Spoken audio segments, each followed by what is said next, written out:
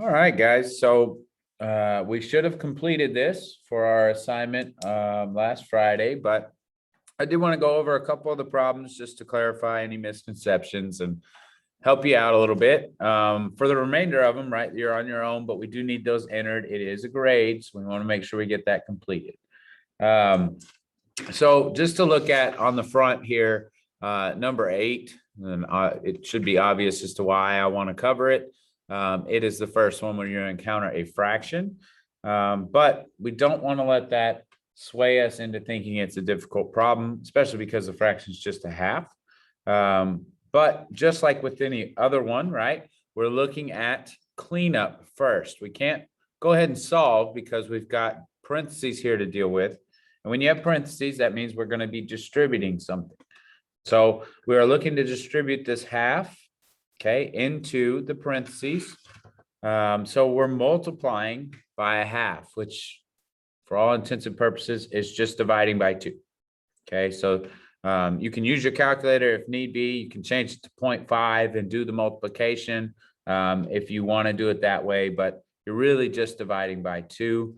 In this case, it's a -2 because we have that negative sign in front. So a half times 12, well, that's half of 12, which is 6, and it's positive and negative. So we have -6p, and then a negative times a positive, or a negative times a negative is going to give us a positive. So half of 42 is 21, right? And so immediately this problem becomes infinitely easier just because now we've done the distribution with the half. We've gotten rid of that fraction. So don't let it scare you. Now past that, we just have a 2-step equation here to work. So we're going to use some inverse operations to get things settled down to just p by itself. Now, very important, we watch here our signs. So that's a -21 there because we have +21 to cancel it out, and -33 minus 21 on the other side. And this is where a lot of mistakes get made because, right, we're thinking 33 minus 21, well, that's 12, and things continue to work out nicely for us. But unfortunately, right, we have a negative -21. So that actually ends up being more like addition. So you have -54, and then you're going to divide by -6 on both sides. And you should end up with a final answer of p equals -54 divided by -6. That's a negative divided by a negative. So we have a positive answer. 54 divided by 6 is 9. Okay. So our answer there on that one should be p equals 9. So there you go. You got that one. Please don't miss it on your homework. Then on the back side, I just wanted to go over one of the more involved problems, and that's going to be number 16, just to make sure that we've caught on to everything that needs to get done. Obviously, we've got parentheses here, so there's going to be some distribution. There's actually 2 sets of parentheses, which means we have to distribute twice. The 6 is going to be distributed in this first set. So 6 times 8 and 6 times -3. But then this right here, right, is very important for us. Okay, that subtraction sign is actually a -1. So we are going to be multiplying -1 times that 2 and that +1. And that really does change things in the problem. And if we miss that, we may still get something that works out, but is incorrect. Okay, so 6 times 8, 48. 6 times -3, -18. And then we have -1 times 2, which is that -2x. And then -1 times +1 is a -1. So now we've kind of got things distributed. We still have some cleanup to do. This is not ready to solve because we have like terms to combine. As a personal preference, I always do my variable terms first. So we have -18 and -2. That's going to combine to a -20. And then 48 minus 1, right? So we have a positive 48, a -1 to put together. That's 47, positive 47. And then we've got 107 on the other side we didn't touch. All right, so now we have a 2-step equation. The process is the same for solving it, right? Do the opposite right here of what you see. So plus 47, we're going to subtract 47 from both sides, leaving us with negative 20x on the left and 60 on the right. So things are starting to shape up nice and pretty. As I said before, that's what we're looking for, is pretty numbers. Dividing by negative 20 on both sides, you end up with x equals negative 3. Okay, so probably the hardest problem you encountered, and there's the answer for you with all the steps. Okay, so go back and look at your work. Make sure that you've distributed correctly. If you didn't get nice, pretty whole number answers, you got it wrong. You need to go back and look at your work because we should not have any ugly numbers today. Those happen, but not often. So make sure you've distributed correct. Watch your signs. Make sure you've combined like terms correctly. Those are some things to watch for if you're looking through your work to see what you might have done wrong. All right, so if that's not the end of it with equations, what's next, right? So we're going to take quick notes today on equations, and what we're going to be looking at is what happens when everything's not just on one side, right? What happens when you move things on both sides of the equal sign, okay? And we're still looking at multi-steps, okay? So we're for all intents and purposes in multi-step day 2. And what we're going to be doing is just looking at when we have things on both sides, how do we clean that up? How does that work? Okay. So just to kind of go back, we've had simple equations, right? These are simple 2 steps. So 2x minus 4 equals 32. Why not? Right? I think we did that one before. Yes, right. This is a 2-step equation. We would go through the process of solving it. But the idea is I need to move this 4 over here, right? I need to get it on the other side of the equal sign. I need to get away from the 2x. And we do that through inverse operations, right? It was a negative 4, so I would add 4 on both sides to get the 4s to cancel over here. And so 2x equals 36. Right? But the main point here is not solving it. It's recognizing how did we move that 4 to the other side? Well, we took the opposite version of it, right? So it's negative 4 over here. If we move it to the right side, it becomes a positive 4.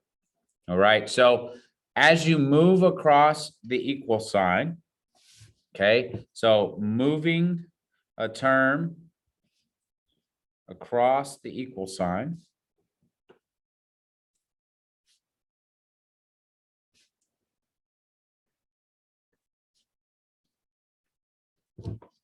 generates the opposite. Okay, and that's important. We can move things back and forth. Opposite. Okay. All we got to do is make it the opposite sign when we move it across the equal sign. Okay, and so why is that important? Well, we're going to look at variables on both sides. Okay, so when you have variables on both sides, the problem doesn't work. We've got 8x plus 17 equals 2x plus 35. So that's our problem. And you can see, right, we've got 8x here and 2x here, but we've got this wall or equal sign in between them. So we can't just put them together to make 10x, right, 8x and 2x, because they're on opposite sides of the equal sign. I need to move one of them, right? I need to put this 2x across over here. I need him to get on the other side so he can join up with that 8.